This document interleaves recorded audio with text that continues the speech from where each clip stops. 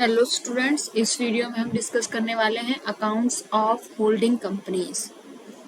ये आपके एमकॉम और बीकॉम के दोनों के सिलेबस में आता है, जिसमें हम कंसोलिडेटेड बैलेंस शीट बनाना सीखते हैं। तो जो इसकी इंपॉर्टेंट टर्म्स हैं, जो कॉन्सेप्ट है, उसको हम इस वीडियो में डिस्कस करने वाले हैं। अकाउंट्स ऑफ होल्डिंग कंपनीज में हमारी सबसे दो इम्पोर्टेंट टर्म आती हैं, होल्डिंग कंपनी और सब्सिडरी कंपनी। इन्हीं के लिए हम अकाउंट्स बनाते हैं। सबसे पहले हम समझते हैं होल्डिंग कंपनी को। होल्डिंग कंपनी क्या है? सेक्शन 246 ऑफ कंपनीज एक्ट 2013 के according holding company means a company of which have one or more companies as subsidiary company. इसकी डेफिनेशन में इसके फीचर्स के बारे में नहीं बताया गया है। इसकी डेफिनेशन जो दी गई है एक्ट के अकॉर्डिंग, उसमें कहा गया है कि सब्सिडरी कंपनी, होल्डिंग कंपनी वो है जिसकी एक या एक से ज़्यादा सब्सिडरी कंपनी हो। विच मीन्स होल्डिंग कंपनी को समझने के लिए हमें पहले सब्सिडरी कंपनी को समझना जरूरी है। What is subsidiary company? A company in which the holding company controls the composition of board of directors। जिस कंपनी में बोर्ड ऑफ डायरेक्टर्स पर कंट्रोल होगा होल्डिंग कंपनी का, वो सब्सिडरी कंपनी कहलाएगी। Controls more than 1/2 of the total share capital, 50% से ज़्यादा share capital को होल्ड करती हो होल्डिंग कंपनी। होल्डिंग कंपनी को दूसरा नाम हम देते हैं पेरेंट कंपनी। थर्ड पॉइंट है यहाँ पर subsidiary of subsidiary, also called subsidiary of first parent company. यानी सब्सिडरी की सब्सिडरी कंपनी अगर है, वो भी फर्स्ट पेरेंट कंपनी की होल्डिंग कंपनी कहलाएगी। इसे कैसे समझेंगे? If A is subsidiary of B limited and B limited is subsidiary of C limited, then A limited also a subsidiary of C limited. अगर ए सब्सिडरी कंपनी है B limited की और B limited subsidiary है सी limited की, then automatically A limited subsidiary हो जाएगी C limited की। तो ये है हमारी सब्सिडरी कंपनी, यानी सब्सिडरी कंपनी का 50% से ज़्यादा शेयर होल्डिंग कंपनी होल्ड करती है। अब होल्डिंग कंपनी किसे कहेंगे? जिसकी एक या एक से ज़्यादा सब्सिडरी हो। अब जब अकाउंटिंग की बात हो तो कंपनी लॉ के अकॉर्डिंग जो कंपनी अपनी सब्सिडरीज कंपनी रखती है, उसे अपने फाइनेंशियल स्टेटमेंट्स में कंसोलिडेटेड फाइनेंशियल स्टेटमेंट भी शामिल करनी होती हैं। और उन्हें बनाने के लिए हमें कौन सी टर्म से फैमिलियर होना ज़रूरी है? सबसे पहले है net worth, capital reserve, goodwill, minority interest, pre acquisition profit, post acquisition profit और कंसोलिडेटेड बैलेंस शीट। इन सभी को हम एक एक करके समझेंगे। अकाउंटिंग के लिए हमारे लिए इनको समझना जरूरी है। अगर स्टेप्स की बात करें, मेनली हम कंसोलिडेटेड बैलेंस शीट बनाने के लिए ये सारे स्टेप्स फॉलो करते हैं। सबसे पहले हमें क्या करना होता है? Identify pre acquisition profit and post acquisition profit. अपने क्वेश्चन की कंडीशन को समझ के हमें ये समझना होता है कि हमारा कितना प्रॉफिट प्री एक्विजिशन है और कितना पोस्ट एक्विजिशन है। सेकंड, हम करते हैं calculation of net worth. Net worth किसकी? सब्सिडरी कंपनी की। जो सब्सिडरी कंपनी है उसकी नेट वर्थ कितनी है, उसका हम कैलकुलेट करके देखते हैं। थर्ड में आता है हमारा नेट वर्थ निकालने के बाद हम देखते हैं कैपिटल रिजर्व और गुडविल में से किसकी प्रेजेंस है। कैलकुलेशन का मेथड अभी हम समझेंगे। कैपिटल रिजर्व या गुडविल क्या है? जो हम एसेट खरीदने वाले हैं सब्सिडरी की, या फिर जो एसेट हमने एक्वायर कर रखी हैं, उनमें अगर हमें प्रॉफिट हो तो कैपिटल रिजर्व की एग्जिस्टेंस होती है, अगर हमें उसमें लॉस हो तो गुडविल की एग्जिस्टेंस होती है। उसके बाद हम माइनॉरिटी इंटरेस्ट कैलकुलेट करेंगे। उसके बाद हम consolidated profit and loss calculate करते हैं और लास्ट में हम प्रिपेयर करते हैं अपनी कंसोलिडेटेड बैलेंस शीट। एक एक स्टेप को हम समझते हैं। सबसे पहले हम करेंगे calculation of net worth. Net worth से पहले हम एक टर्म को समझ लें, प्री एक्विजिशन और पोस्ट एक्विजिशन प्रॉफिट क्या है। जो हमारी कंपनी है ए लिमिटेड और दूसरी हमने एक नाम दे दिया बी लिमिटेड। बी लिमिटेड है हमारी सब्सिडरी और ए लिमिटेड को हम नाम देते हैं होल्डिंग कंपनी। तो अगर ए लिमिटेड बी लिमिटेड को एक्वायर डेट है 1 जून 2023, 1 जून 2023 को एक्वायर करेगी। यहाँ पर हमारा फाइनेंशियल ईयर हम देखते हैं कब से शुरू हो रहा है। हमारा फाइनेंशियल ईयर स्टार्ट होता है 1 अप्रैल 2022 से और ख़त्म कब होगा? 31/3/23 को। हमारा जो फाइनेंशियल ईयर 1 अप्रैल 22 को स्टार्ट होगा वो हमारा लास्ट होगा 31 मार्च 2023 को।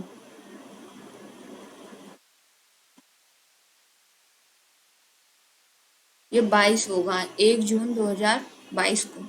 1 जून 2022 को एक्वायर कर रही है, 1 अप्रैल 22 से स्टार्ट हुआ और 31/3 है इसकी लास्ट डेट। अब जो ये डेट ऑफ एक्विजिशन है, फाइनेंशियल ईयर के शुरू होने से 1 जून तक का जो टाइम है, इसे हम नाम देते हैं प्री एक्विजिशन पीरियड। और जो 1 जून 2022 से 31 मार्च 2023 तक का टाइम है, इसे हम नाम देते हैं पोस्ट एक्विजिशन पीरियड। इसी तरह 1 जून से 1 अप्रैल से 1 जून तक का जो प्रॉफिट होगा वो होगा हमारा प्री एक्विजिशन प्रॉफिट, और 1 जून से बाद का जो प्रॉफिट होगा वो हमारा होगा पोस्ट एक्विजिशन प्रॉफिट। सबसे पहले प्री एक्विजिशन प्रॉफिट कौन सा है, इसे ही समझना हमारे लिए ज़रूरी है। जो जिस भी डेट को हमारी कंपनी शेयर खरीदने जा रही है दूसरी कंपनी के, उससे पहले का प्रॉफिट प्री एक्विजिशन, उसके बाद का प्रॉफिट पोस्ट एक्विजिशन। यह एक चीज़ समझनी और ज़रूरी है। जो प्री एक्विजिशन प्रॉफिट होता है वो हमारा कैपिटल नेचर का प्रॉफिट होता है, और जो पोस्ट एक्विजिशन प्रॉफिट होता है वो हमारा होता है रेवेन्यू नेचर का। प्री एक्विजिशन प्रॉफिट होगा कैपिटल नेचर का, पोस्ट एक्विजिशन प्रॉफिट होगा हमारा रेवेन्यू नेचर का। कैपिटल और रेवेन्यू को समझना इसलिए ज़रूरी है क्योंकि अब जब हम कैलकुलेट करेंगे अपनी नेटवर्थ की कैलकुलेशन, तो तब हम इसको यूज़ करने वाले हैं। अब समझते हैं first step, calculation of net worth. जब हम नेटवर्थ का कैलकुलेशन करेंगे तो सब इस तरह का फॉर्मेट हमें फॉलो करना है। वर्किंग नोट्स में दिखाते हैं, इससे अलग से कोई अकाउंट बनता नहीं है। सबसे पहले हम लिखते हैं face value of shares, subsidiary company के शेयर्स की फेस वैल्यू, जो कि हमें बैलेंस शीट में गिवन होगा। उसके बाद इसी सब्सिडरी कंपनी के जो रिजर्व हैं या अक्यूमुलेटेड प्रॉफिट हैं, पहले के प्रॉफिट, वो लिखे जाते हैं, हम इसमें ऐड करते हैं। इसके बाद जो अभी हमने समझा है pre acquisition profit, pre acquisition profit capital nature का प्रॉफिट है, इसलिए नेटवर्थ की कैलकुलेशन में हम उसे ऐड करेंगे। और अगर उसी टाइम पर रिवैल्यूएशन भी हो रहा है एसेट्स का, अगर रिवैल्यूएशन हो रहा है तो ये चीज़ आती है प्रॉफिट ऑन रिवैल्यूएशन, हम यहाँ लिखेंगे, और अगर रिवैल्यूएशन नहीं हो रहा है तब ये नहीं आएगा। तो इस तरह 3-4 चीज़ें हम ऐड करेंगे, face value of shares, reserve and accumulated profit, उसमें प्री एक्विजिशन प्रॉफिट और प्रॉफिट ऑन रिवैल्यूएशन। इसके बाद इसमें से हमें लेस करना है क्या, यही प्री एक्विजिशन में अगर लॉस रहा है तो वो हम लेस करेंगे, रिवैल्यूएशन पर अगर लॉस रहा है तो वो हम लेस कर देंगे। इस तरह हमारी नेटवर्थ आती है। नेटवर्थ को आप इस तरह समझिए कि सब्सिडरी की टोटल वैल्यू हमें क्या मिलने वाली है। जो होल्डिंग कंपनी है वो सब्सिडरी कंपनी के जो शेयर खरीद रही है, उस सब्सिडरी कंपनी की टोटल वैल्यू क्या है।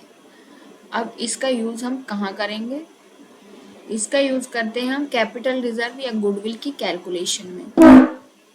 हम लिखते हैं सबसे पहले गुडविल की कैलकुलेशन या कैपिटल रिजर्व निकालने के लिए कॉस्ट ऑफ शेयर एक्वायर्ड, ये होल्डिंग कंपनी की बैलेंस शीट में गिवन होगा। Cost of share acquired holding company की बैलेंस शीट में लिखा होगा कि होल्डिंग कंपनी ने सब्सिडरी कंपनी के शेयर 50,000 में खरीदे, 60,000 में खरीदे, जितने में परचेज किए हैं वो चीज़ यहाँ लिखी जाएगी। इसके बाद हम इसमें से लेस करेंगे जो अभी हमने नेटवर्थ निकाली उसमें से होल्डिंग का शेयर, क्योंकि होल्डिंग सारे शेयर एक्वायर नहीं करती है। होल्डिंग कुछ रेशो, जैसे 1/4 शेयर ले लिए, 2/3 शेयर ले लिए, तो जितना भी शेयर उसने खरीदा है उतना ही हम नेटवर्थ में से हिस्सा यहाँ पर लेस कर देते हैं। यहाँ पर गुडविल या कैपिटल रिजर्व कैसे आएगा, देखो, अगर कॉस्ट ऑफ शेयर एक्वायर्ड, अगर मान लो यहाँ 50,000 है और नेटवर्थ में से इसे मिला 40,000, इसका मतलब इसने 50,000 में खरीदा और इसे चीज़ मिली 40,000 की, तो अगर कोई चीज़ 40,000 की और 50,000 में मिल रही है, इसका मतलब लॉस की बात है। लॉस मतलब इस कंपनी की गुडविल रही होगी, तभी 40,000 की चीज़ हमें 50,000 में मिल गई, इसलिए तब होगी गुडविल। यहाँ पर गुडविल आएगा आंसर।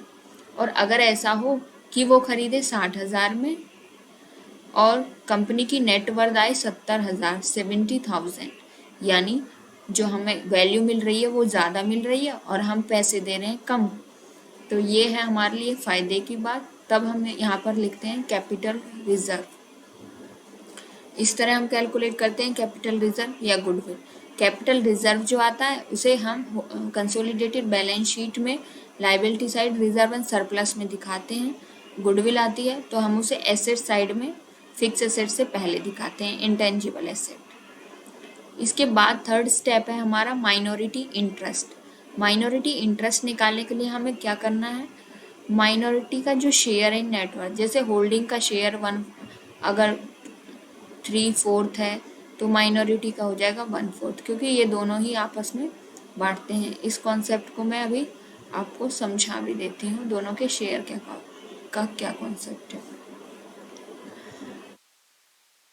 होल्डिंग कंपनी का अभी हमने इसके फीचर्स में पढ़ा कि ये क्या करती है, 50% होल्ड करती है, 50% होल्ड करती है, मोर या फिर मोर देन 50%, हाँ मोर देन 50 है। अब अगर ये मोर देन 50 में मान लो इसने होल्ड किया 55, अगर होल्डिंग कंपनी ने 55% होल्ड कर लिया तो बाकी का कितना बचा, 45 इसने नहीं, 45 शेयर इसने नहीं खरीदे हैं लेकिन किसी और ने वो खरीदे होंगे।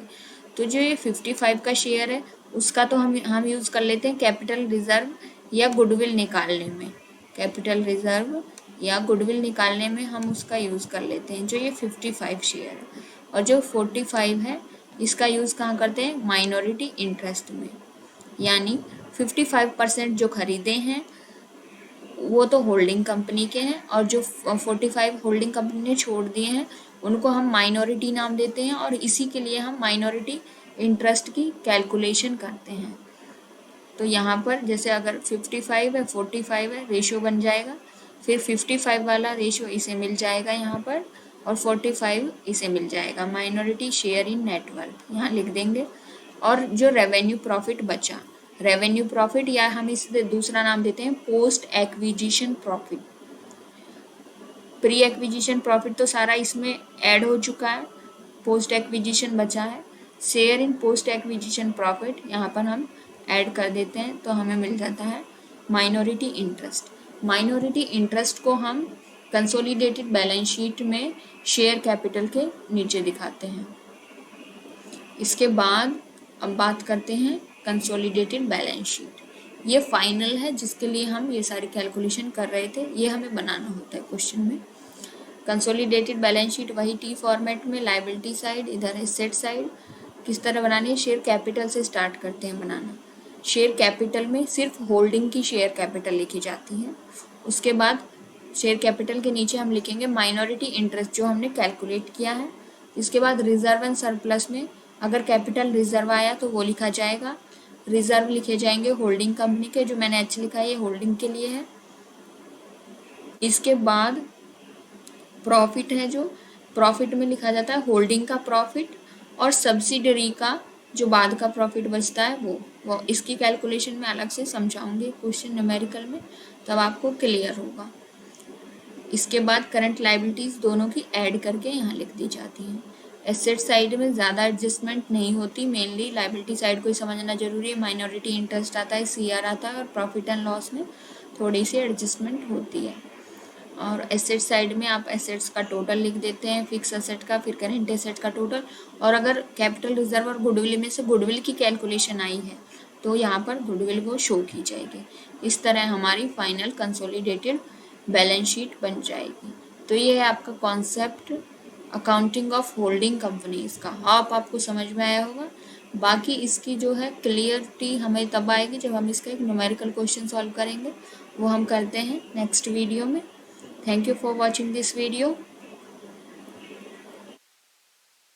Keep watching videos on this channel for commerce classes.